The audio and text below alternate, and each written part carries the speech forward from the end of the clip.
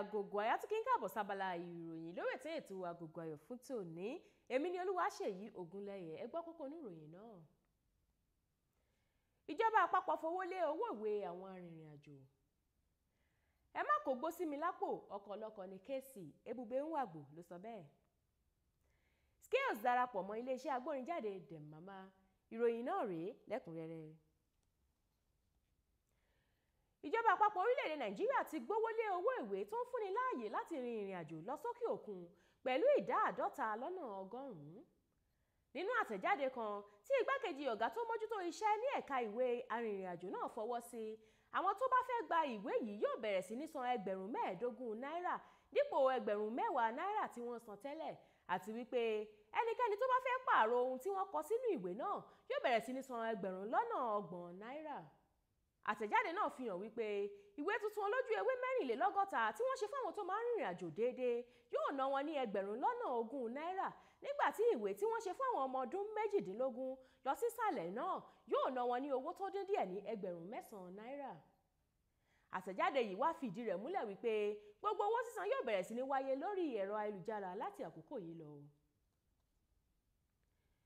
Nínú ìròyìn kan tó yàtọ̀ sí àyẹnusọ ọ̀rọ̀ tó gbilẹ̀ wípé òṣèrébìnrin Nollywood ní EBUBE NWAGBO kó sínú ilé KCEE tó wà ní Chevron Estate agbègbè Lekki, òṣèrébìnrin náà ti fi òpin sí i, ó sì sọ wípé irọ́ funfun báláwo ni.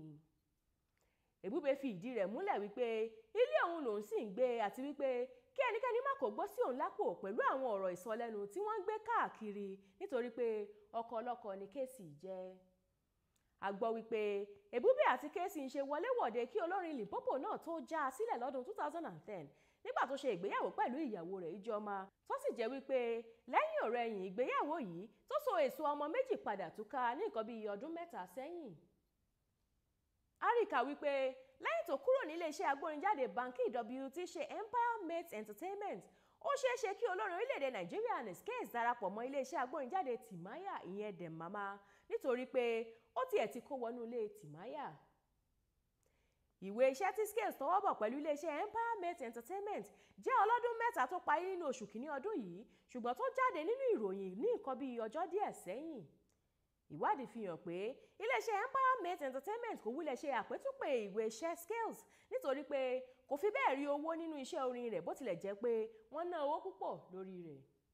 Wọ́n ní níṣe ni àwọn gbà á gẹ́gẹ́ bí olórin ráàpù, ṣùgbọ́n tó yí padà sí olórin gbogbogbò látàrí àṣeyọrí tí akẹgbẹ́ rẹ̀ Wizkid rí.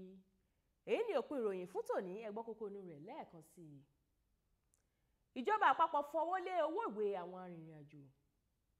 Ẹ má kó gbó sí mi lápò, ọkọ̀ ọlọ́kọ̀ ní KCEE, EBUBE NWAGBO ló sọ bẹ́ẹ̀.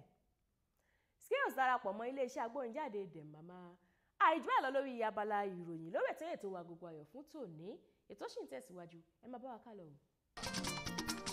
Ètò yìí ló ń rán wa létí èdè àtàṣà wa tó ṣe kókó.